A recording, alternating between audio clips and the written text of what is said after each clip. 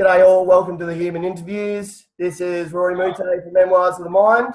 I know I've been away for a long time, but I'm coming back to you now with a really important interview. This is with Ryan Heffernan, previously written Super Dad Speed Bible, a book that I started to read a couple of years ago and never finished. But I did like the book, mate. It was just, I just scattered all over the place at that time. But Ryan, the reason I'm interviewing Ryan today is because Ryan's now about to release a new book.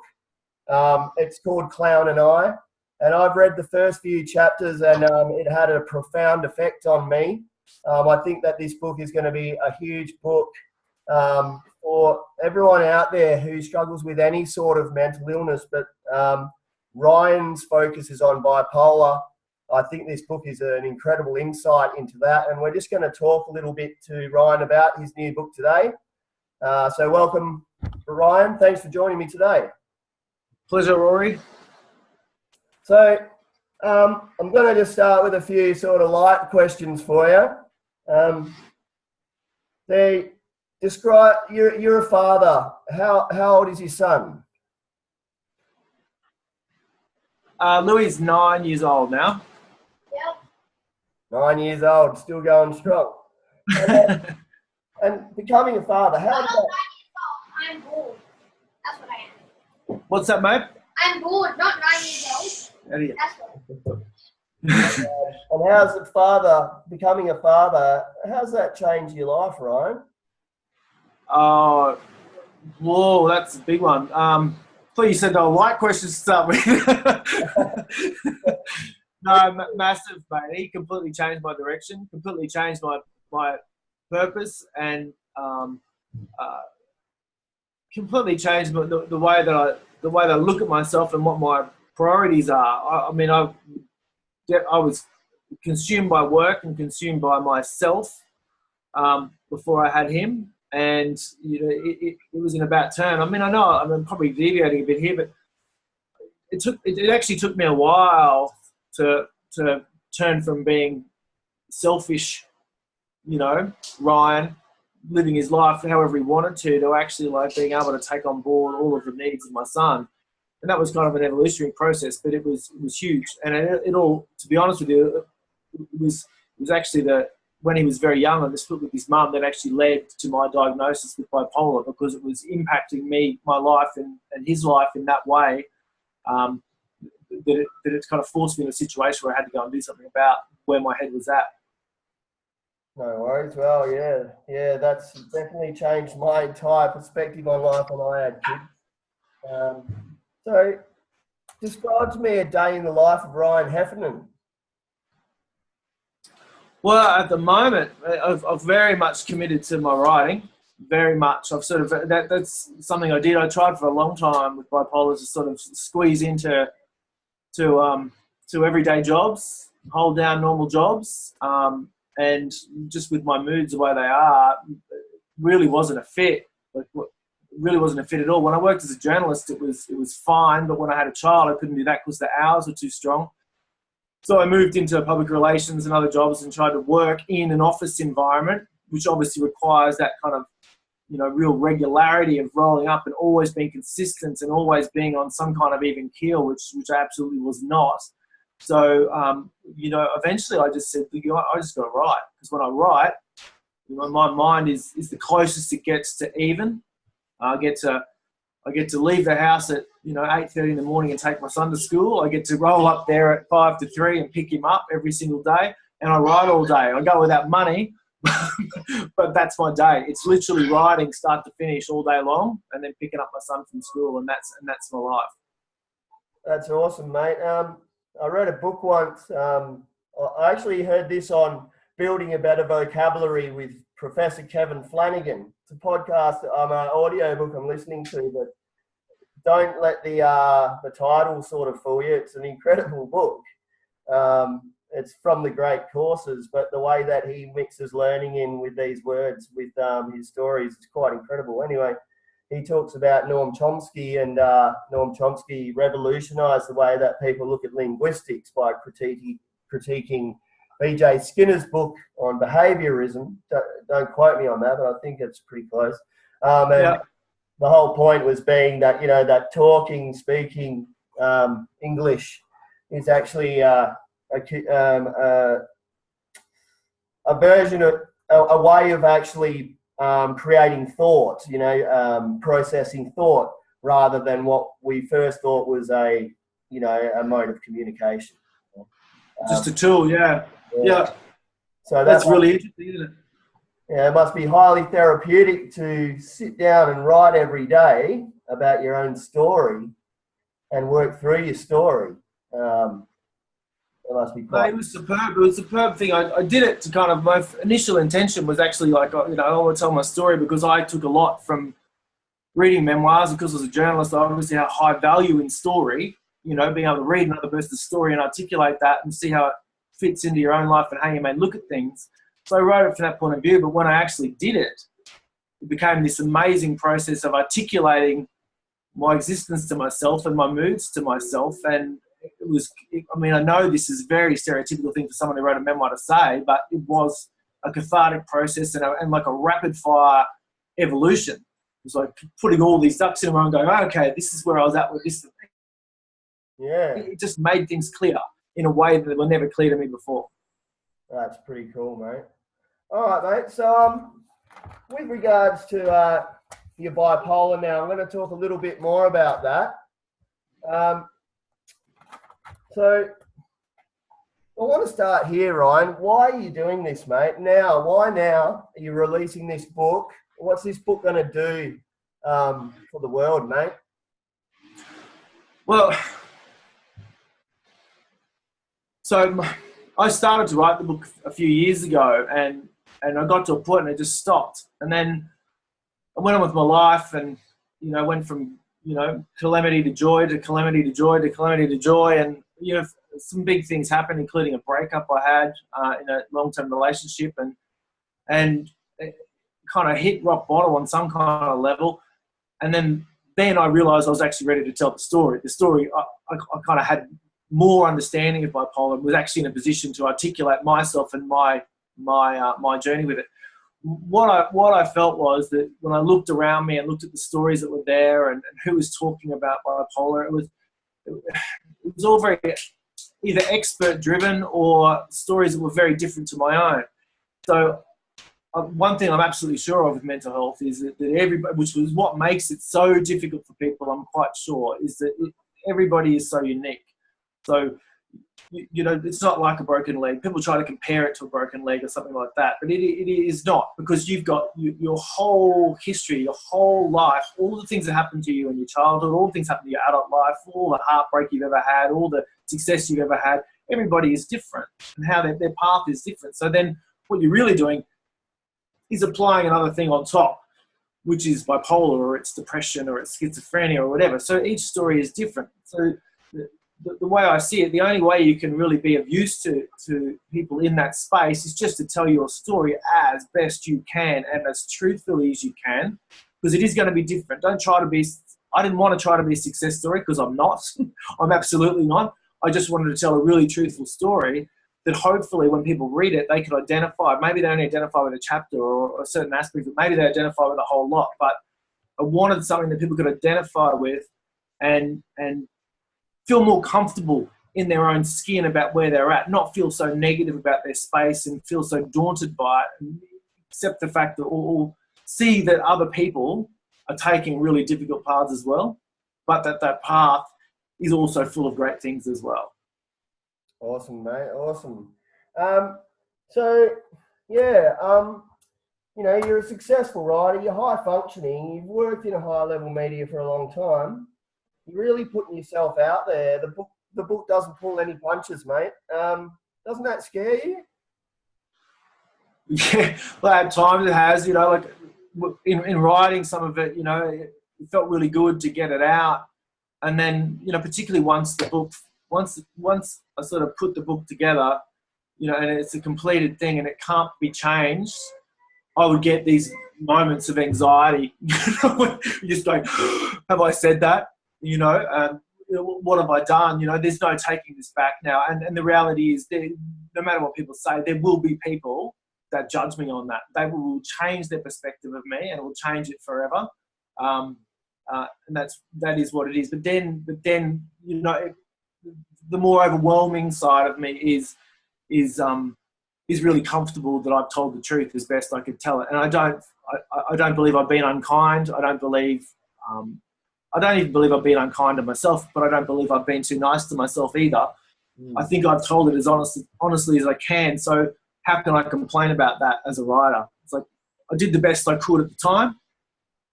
I've got to roll with it now. Just got to suck it up, and whatever happens, happens.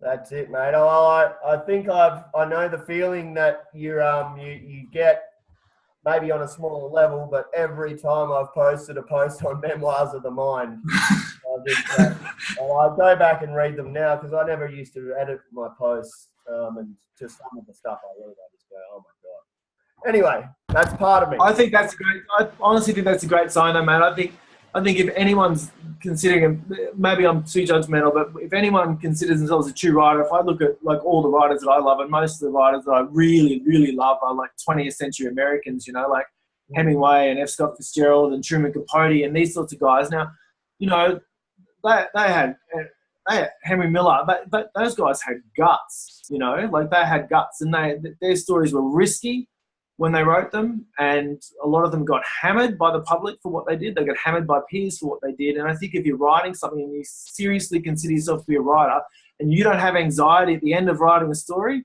maybe you didn't write a story at all. Like, what did you bring to the table? Yeah, bang, smack down. And that's not being unkind, mate. That's being honest.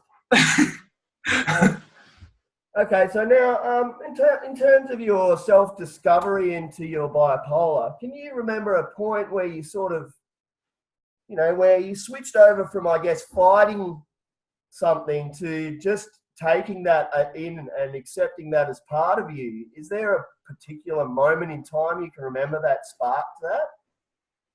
Mate, absolutely. But I had moments where I was like that, where I'd go through periods, say a few months or, 6 months where I had comfort about it and I was cool. This has done some good things for me. Having this kind of life has given me an interesting life, but there are also very dark patches, particularly in relation to my son, which affected my time with him and my relationship with his mother and these sorts of things. So they were very hard. So I was constantly reminded of the down aspect of it. But it really was actually in writing the book, where I've actually, it was in that process that I went, you know what, this is what I am, this is what I am. And interestingly, in being comfortable with it and going, okay, this is me, I've actually had less problems with bipolar manic episodes ever since that happened. So I swear I believe it's because I'm more relaxed about it and more comfortable about it. I'm not as on edge about it. When's it going to happen next? When am I going to lose my shit again? I'm not so worried. And then the episodes have eased off with that. They're still there, and they still happen, but they've just eased off, That's awesome. That's great, mate. That's kind of... I wasn't actually expecting you to hear that. I was expecting you to tell me about some point when you're in the gutter or something and thought, I've had enough of this, But, oh, mate, there's so many of them, I've been I've absolutely been in abject poverty, and I've had other times when I've had more money than I know what to do with, and surrounded by beautiful women. The next thing you know, I've hung out with homeless people at soup kitchens. You know what I mean? So those things, but it was really, honestly, it was articulating it to myself where I could look at it and just not. I had an interesting discussion with a psychologist on Twitter of all spaces recently, and he was talking about the role of physicians and all this stuff and how important they are, and they are important. But I honestly believe it's somehow finding a peace within yourself with this is what you are. That's the healthy road. It's just an overall peace. And I don't know, maybe that happens as a bang off for some people, but for me, I think it was a culmination of years of boom, boom, boom, boom, boom, like that eventually just somehow finding the beauty in it. Somehow, search for the beauty in it. I think that's the thing. Yeah, and then telling that story's got to help. So, what do you think is the most common misconception of people with bipolar? Wow. I think I think a really good one would be, and I think it applies to a lot of mental illness, not just bipolar. But there's like a view that somehow you're a fragile, delicate little flower of some kind. When, in my view, anybody who deals with a chronic, ongoing mental health issue, is probably as close to a warrior as you're going to get. They hit walls and they get up. They hit walls and they get up. They hit walls and they get up. That strengthens a person. And there's a very big difference to me between vulnerability and fragility. And I think a lot of people look at someone who's that, like they're going to fall to pieces at any given moment because the circumstances of their life aren't perfect. So they become like almost fret around you, when that's really not the case at all. Like people with mental health issues can be extremely strong people. That's just their existence that they're confronted with, and the fact that they endure it, particularly if you go up to a level of like schizophrenia or something like that, that's hats off stuff. Like every day that person rolls up, they're strong. They're really strong people, but I think people see them as fragile, and they're just not. Yeah, Jesus. Well, yeah, one of my friends has got schizophrenia at quite a high level. It won't ever get better. It'll always be degenerative and get worse. No, it's a real eye-opener, because you know what? I do look at him as fragile, but I never really looked at him as that way before at all. That's pretty incredible, mate. So I've asked you about the most common misconception. What do you think is the most accurate perception that people have about bipolar? Okay, for people that have got a bit of insight, like a little bit of insight, and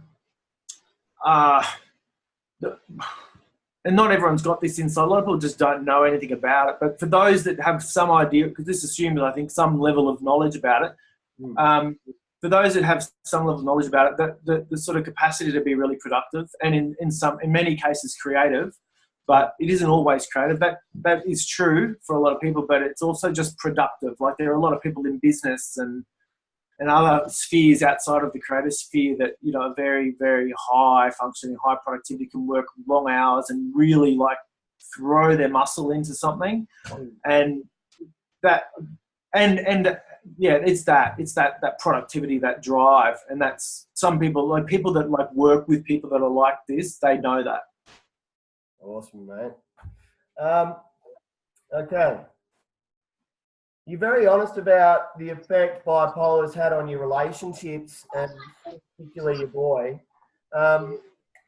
Is there any hope for someone with bipolar to effectively manage a relationship without the other person being highly understanding, highly patient, and with a really, really good education on the topic?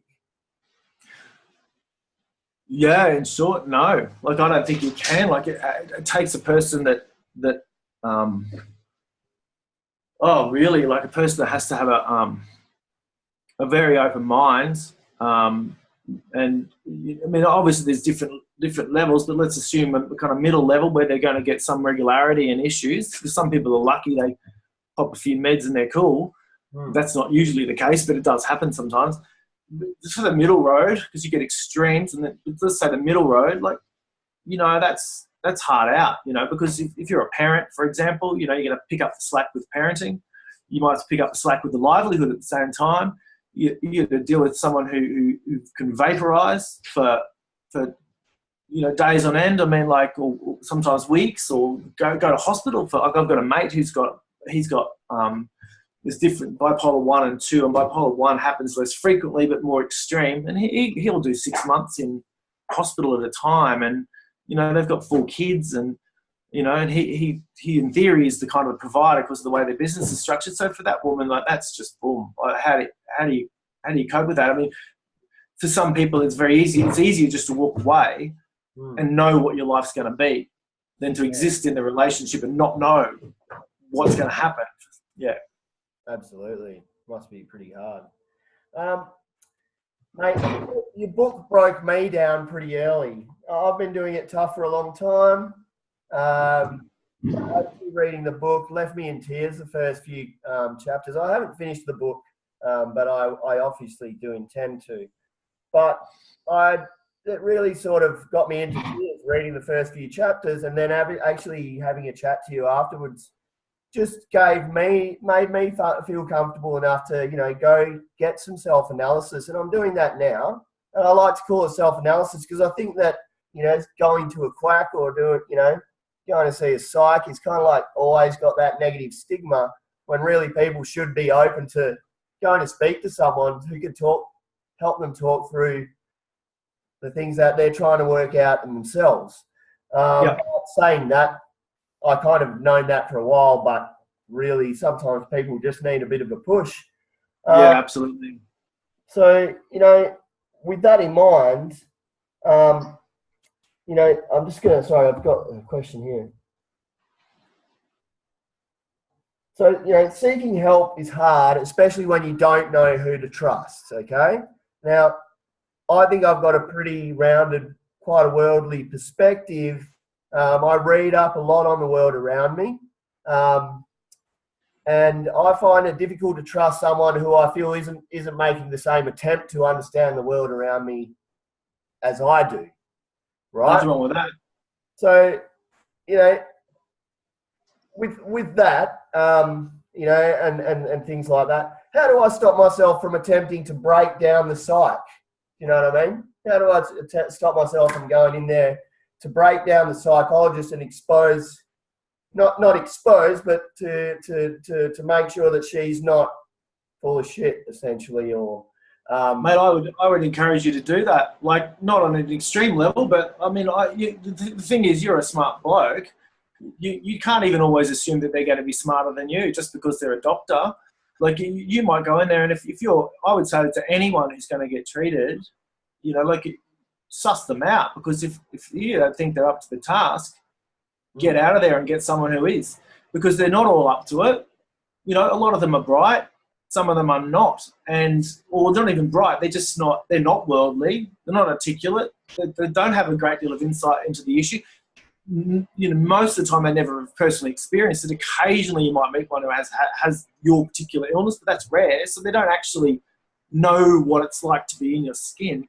So it's very, very, very important that you get someone who is super articulate and very bright. The first thing I said to my GP when she referred me to a psychologist, which is how my bipolar diagnosis came about, she said, "Do you want a man or a woman?" And I said, "I don't care if it's a man or a woman, but they have to be smarter than me. They have to be smarter than me." So she said, I've got just a woman. So I went to her, and she was superb, and she's the one I've written about in the book. She's amazing. But that person that you go, they're going to be your guide. They're going to be your map. They're not going to be perfection, but they're going to be your mud map at the start for how you make decisions in which direction you decide to go. So they have to be bright, and they have to be good. They have to know what they're doing. And if they don't, get out of there and get someone else fast as you can. Thanks, mate. Okay, so what's the most stunningly... I'm going to wind this up pretty soon, mate. I've got a couple more questions for you. Just, what's the most stunningly profound experience you've ever had during mania? Oh...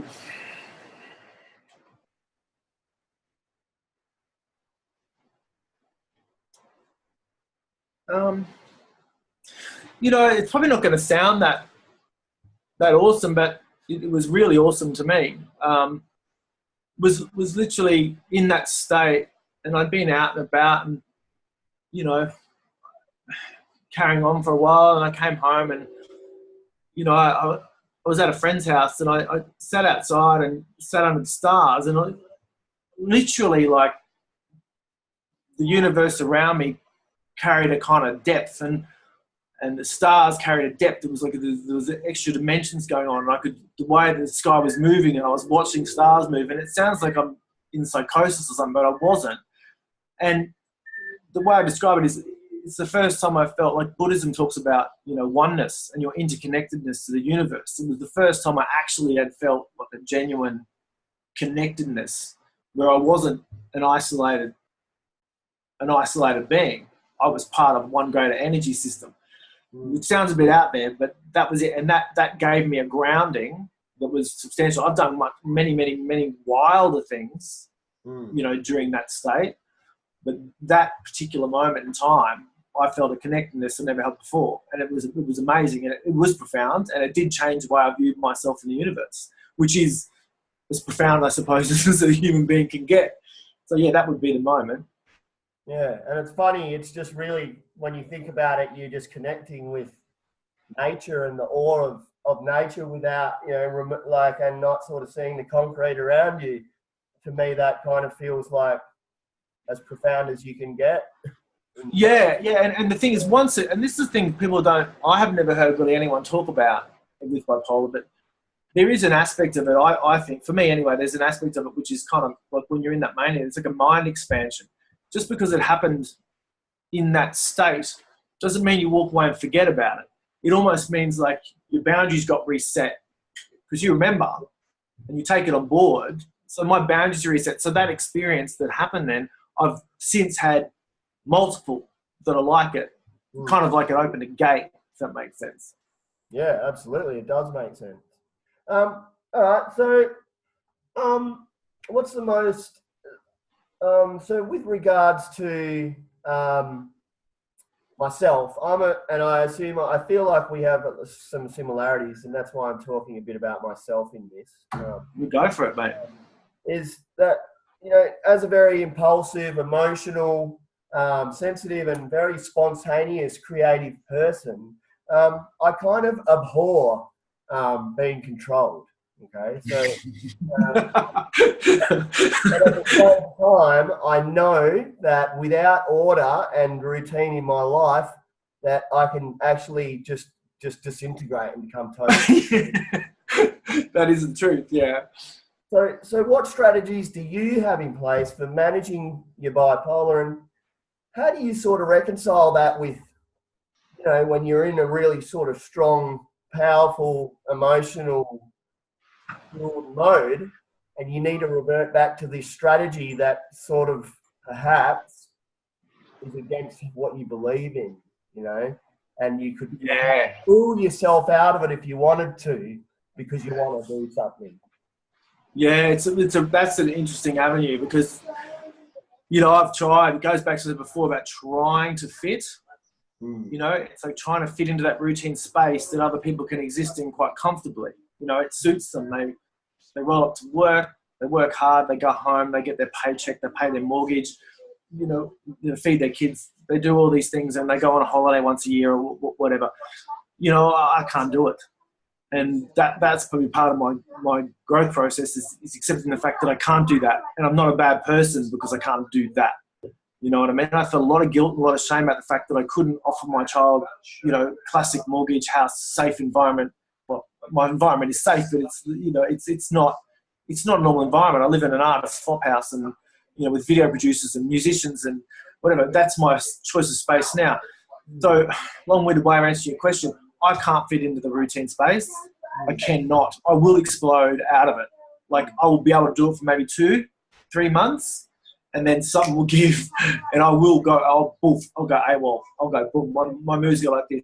And it's an interesting discussion because when you get diagnosed, this is what I talk about, like a good psych and the right people. Like, some of them will tell you, you know, and I know a guy that got diagnosed with bipolar, and he was a high-level executive, and he had a massive breakdown, and because it all just, he broke up marriage and everything went to shit, and he just went boof, you know, he exploded. They were saying to him, his psych was saying to him, oh, you need to go and get a job at like Bunnings, you know, just take it easy, get a routine, don't get your money. So you're saying to a bloke that has this kind of capacity for creativity and entrepreneurship and all of these things, you're saying to him, well, go work at Bunnings. Like, there's no surefire way to drive a guy into the grave and do that. It won't work. So it's, for me, it's the writing does it. It's like I sacrifice money, I sacrifice everything, and I pour myself into that. And I'm lucky that I know what I want to do, what I need to do, and what I'm reasonably good at. You know, if you don't know that thing, I would be saying to someone, not that it's my place to give advice, but I'd be saying, find that thing. find that thing that feeds you, because that will be your path. If you try to get a person who's not routine and lock them into that, it's going to give. It has to at some point. Or you become desperately unhappy because you're doing something you don't want to do. So I've been. Sorry. I'm sorry to cut in, but mind you, if you find that thing that you love, and you don't keep trying to force yourself into this box that makes you unhappy, let's just be honest, then you'll have more incentive to keep yourself fit if you're getting a lot out of that thing that you're doing. I think that's... Absolutely, 100%. It's absurd to me to think. When you look at society, it's absurd to think what we all fit into this like 9 to 5 spectrum, and we all do this, bipolar or not. Like what we all like. This is your standard. This is your standard schooling. This is your standard career. This is your standard life. Like the idea that you can have, what's our population at now, 7.5 billion or something like that. The idea that that's going to work for everybody, it's bullshit. It doesn't make any sense. So I just accept the fact that I'm not one of them, and people that are from that space will kind of look at you and go, "What's the problem? You got no discipline, or whatever their take on it happens to be." Well, that's fine for you. You can think that. All I know is that when I do what I want to do, I'm much more well than when I do what you want me to do. So, you know what I mean? It's like you got to trust your gut a little bit. Absolutely, mate. But you will have to make sacrifices. Yeah, absolutely. What's that, mate? I said some good advice there, mate. Last but not least, Ryan. Okay, I want to change the world, mate. I can't reconcile myself with those people who say it's always been the same and just accept it. Our world is so different now. There are so many ways to engage with people. There's so many ways to change perspectives. When people tell me I can't change the world, I get emotionally so invested and so fired up, whether it's in an argument online or whatever, that I go so hard that I actually create the opposite of what I'm trying to do. I feel that, I feel things with such force, that, how do you curb that really powerful feeling, especially when you're kind of driven to do this stuff, to make sure that you don't actually destroy the exact same thing that you're trying to do, achieve. Look, I love this point, but I personally, I think, there's different ways people try to seem to want to change things, and some people like attack things, and some people try to save the world, call them a bleeding heart, whatever you want, but you know what I mean, though, like people who try in that kind of way. Personally, I reckon for me, it's creation. It's create something from nothing that contributes something that has some beauty in it. For me, that's why it's writing for me. It's like put something beautiful and truthful on the table in whatever your sphere is. You know what I mean? Whereas if you that's why I kind of disengage really quite heavily with politics. Like I read it to be across it, and I get, like, for example, what's going on in the US at the moment. I'm just like, what the fuck? Like, what's going on? It does my head in. It's almost like you've got to be satirical about it to manage it, because it's too hard to digest. But I personally, and I also think with mental health, like creation to me is the opposite of depression. If you're creating something and you're putting something in, something that's got beauty in it, then that will have more influence on people than hate and fighting and even debate. You know what I mean? It's like, that's why I listen to, like, always my whole life, my mentors have been, writers and artists and, filmmakers, and these people, because for me, that's the contribution. It's like, give me something beautiful. It might be dark, but give me something beautiful. Give me something you create, and I'll listen to you. I'm not going to listen to those that attack and fight and, polarize each other, and which is what a lot of politics is, isn't it? I'm probably going on a tangent here, but it's almost like breeding fear.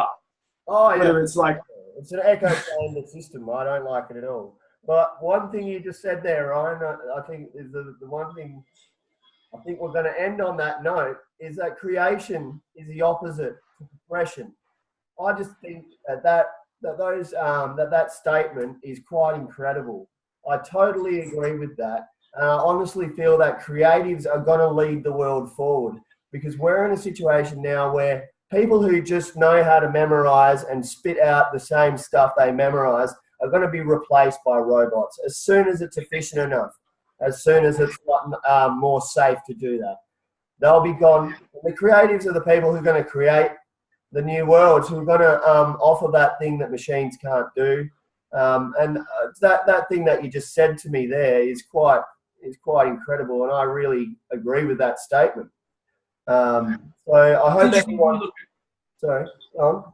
I was just going to say, I mean, particularly with like social media and it just the amount we're information we're bombarded with. I mean, I can't imagine there was ever a time in history where it was harder to think for yourself, because you just get given so much opinion, so many takes on so many things. It's like boom, boom, boom, boom, boom. You smash with it everywhere you go. To actually like be able to go, okay, push this shit to one side. What do I think?